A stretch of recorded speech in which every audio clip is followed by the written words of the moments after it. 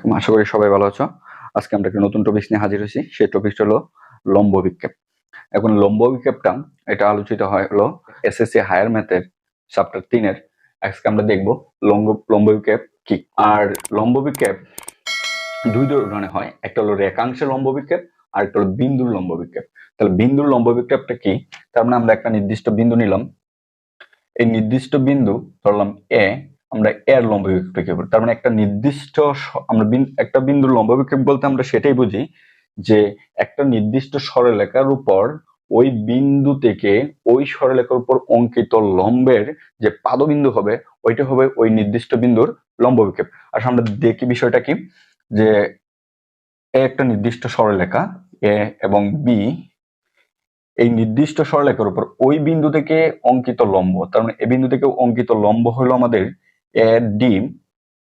ঠিক আছে, তাহলে ওই বিন্দুর কার লম্ব বিক্ষেপ নির্ণয় করতেছি? এ বিন্দুর লম্ব বিক্ষেপ। তার মানে এখান থেকে ঠিক ওই রেখার উপর অঙ্কিত লম্ব, হ্যাঁ, লম্বের পাদবিন্দু কোনটা? ডি বিন্দু। তার মানে এ বিন্দুর লম্ব বিক্ষেপ হবে ডি বিন্দু। বিন্দুর লম্ব বিক্ষেপটা কি? যে একটা নির্দিষ্ট বিন্দু এ এর লম্ব বিক্ষেপ হবে একটা নির্দিষ্ট রেখার উপর, মনে করে এবি একটা নির্দিষ্ট রেখা, ওই রেখার উপর ওই নির্দিষ্ট যার লম্ব বিক্ষেপ নির্ণয় করব ওই বিন্দু থেকে ওই রেখার উপর যে লম্ব অঙ্কন করলে লম্বের যে পাদবিন্দুটা হবে ওইটা হবে এ বিন্দুর লম্ব বিক্ষেপ। তাহলে আমরা বলতে পারি এ বিন্দুর লম্ব বিক্ষেপ ডি বিন্দু।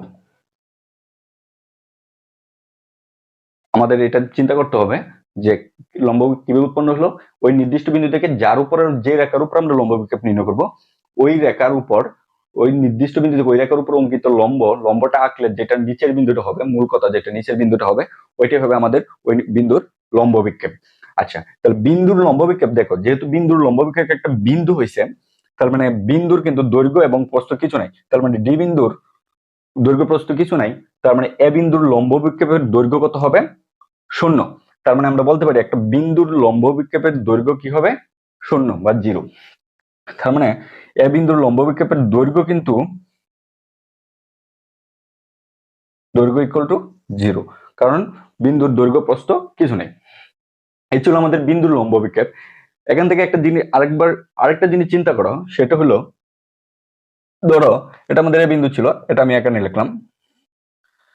এখান থেকে ঠিক এর উপর থেকে একটা লাইটে আমি ফোকাস করলাম, ঠিক আছে? তা আলোক রশ্মিগুলো এখান থেকে এই দিক দিয়ে আসতে থাকবে, সব দিকে আসতে থাকবে, তার মানে এখানে কিন্তু কোনো ছায়া তৈরি হবে না।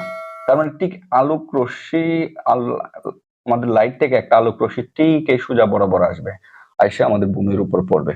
তার মানে এই বিন্দুটার ছায়াটা কিন্তু এই বিন্দুর উপরে। একটা জিনিস চিন্তা করো, সেটা হলো যে সূর্য যখন মাথার উপরে থাকে তখন কিন্তু আমাদের কোনো ছায়া নেই, থাকে না। কেন থাকে না?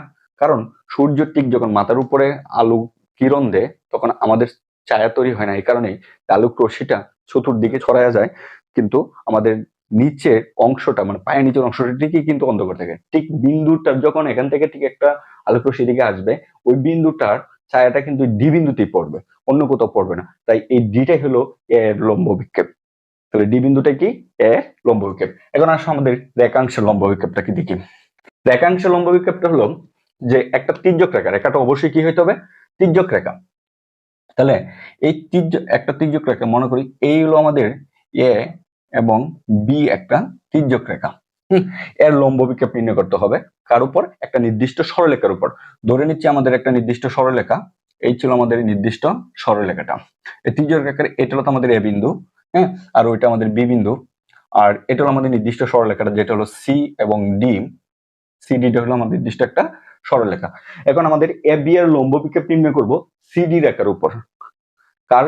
এবি এর লম্ব বিক্ষেপ সিডি রেখার উপর। এখানে যে কাজটা করতে হবে ঠিক ওই রকম ভাবে, যেরকম ধরো তোমার ঠিক এর উপর থেকে যদি লাইট রাখো সেখান থেকে যদি আলো কিরণ দেয় ঠিক এদিকে সব দিকে আলো ছড়ায় ছিটায় যাবে। ঠিক এখান থেকে একটা আলোক রশ্মি সোজা বরাবর কিন্তু আসবে, যেটা লম্বভাবে আসবে।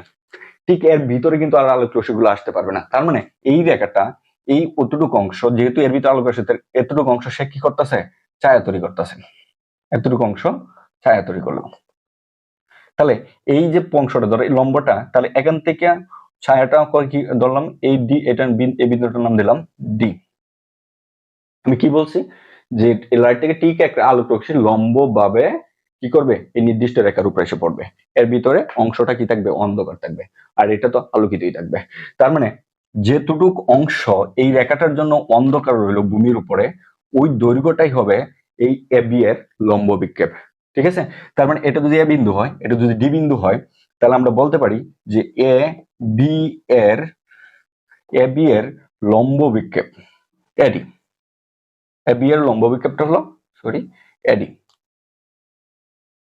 তাহলে এবি এর লম্ব এডি, তার মানে যেহেতু এবি একটা রেখাংশ, এডিও একটা রেখাংশ, তার মানে অবশ্যই রেখাংশের কি আছে, দৈর্ঘ্য আছে। তার মানে একটা রেখাংশের লম্ব বিক্ষেপে কি আছে, দৈর্ঘ্য আছে। এটা হচ্ছিল আমাদের এবি রেখাংশের লম্ব, একটা নির্দিষ্ট রেখার লম্ব বিক্ষেপ। এখন দেখো, যেটা আমার বইয়ে দেখানো হয়েছে সেটা হলো যে এতটুকু আমি, যে একটা অক্ষের উপর লম্ব বিক্ষেপ। ঠিক আছে, তার মানে এখান থেকে এই বিন্দু থেকে আমাদের রেখাংশের প্রান্ত বিন্দু ছিল এটা পাদবিন্দু, এই বিন্দু থেকে আমরা একটা লম্ব অঙ্কন করলাম এক্স অক্ষের উপরে। হ্যাঁ, আর এটা তো অবশ্যই লম্ব। আর ঠিক এই বিন্দু থেকেও আমি এক্স অক্ষের উপরে একটা লম্ব অঙ্কন করলাম, কার উপরে, এটা আমাদের এক্স এক্স প্রাইম রেখা, প্রাইম ওয়াই রেখা। তাহলে এর নাম দিলাম এ বিন্দু, লম্ব বিন্দুটার নাম এ প্রাইম, আর এ বিন্দুর লম্ব নাম দিলাম ডি প্রাইম। তার মানে এখন যদি আমাকে বলা হয় যে এবি এর লম্ব এক্স অক্ষের উপর এবি এর লম্ব বিক্ষেপ কত, তার মানে একটা জিনিস চিন্তা করো, আমরা কিছুক্ষণ আগে দেখলাম যে এবি এর লম্ব বিক্ষেপ, এবি এর লম্ব বিক্ষেপ কিন্তু ছিল এডি। তার মানে এডি এই রেখা, যেহেতু এটার উপর ডি ডি প্রাইম রেখাটা এবং এ এ প্রাইম রেখাটা দুটাই কিন্তু এক্স অক্ষের উপর লম্ব, তার মানে বলতে পারি এ এ প্রাইম রেখা ডি ডি প্রাইম রেখা কি সমান্তরাল। তাহলে সমান্তরাল হলে এদের মধ্যবর্তী দূরত্বটা সমান হবে। তার মানে এখানে এডি যা, এখানে এ প্রাইম ডি প্রাইম তা। তার মানে আমরা বলতে পারি যে এডি is equal to F prime এবং ডি প্রাইম। তার মানে একটা নির্দিষ্ট রেখার উপর এবি এর লম্ব বিক্ষেপ ছিল এডি, আর এক্স অক্ষের উপর এবি এর লম্ব বিক্ষেপ কি এফ প্রাইম ডি প্রাইম, একই কথা। এখান থেকে আমরা যতটুকু বুঝতে পারি যে একটা নির্দিষ্ট রেখার লম্ব, একটা নির্দিষ্ট রেখার উপর, একটা রেখার উপর একটা নির্দিষ্ট রেখা, তির্যক রেখা এ এবং বি এর লম্ব বিক্ষেপ আমরা কিভাবে বুঝবো, এ বি এর লম্ব বিক্ষেপ ওই যার লম্ব বিক্ষেপ নির্ণয় করব তার শীর্ষবিন্দু থেকে। ঠিক আছে, শীর্ষবিন্দু থেকে ওই নির্দিষ্ট রেখার উপর একটা লম্ব অঙ্কন করব, লম্ব অঙ্কন করার পরে লম্বের যে পাদবিন্দু ডি, আর এখানে ওই যার লম্ব বিক্ষেপ নির্ণয় করতেছি ওই রেখা, আমরা এখানে এবি এর লম্ব বিক্ষেপ, এবি রেখার পাদবিন্দু হলো এ, এদের মধ্যবর্তী যে দূরত্বটা ওইটাই হবে কি ওই নির্দিষ্ট রেখার লম্ব বিক্ষেপ, মানে এবি এর লম্ব বিক্ষেপ। তার মানে এখান থেকে আমরা এবি এর লম্ব বিক্ষেপ নির্ণয় করতেছি বি বিন্দু থেকে এই নির্দিষ্ট রেখার উপর আমরা এডি লম্ব অঙ্কন করছি, এডি, তাহলে এডি এর লম্বের পাদবিন্দু হলো ডি, তাহলে এবি এর লম্ব বিক্ষেপ হবে এ এবং ডি।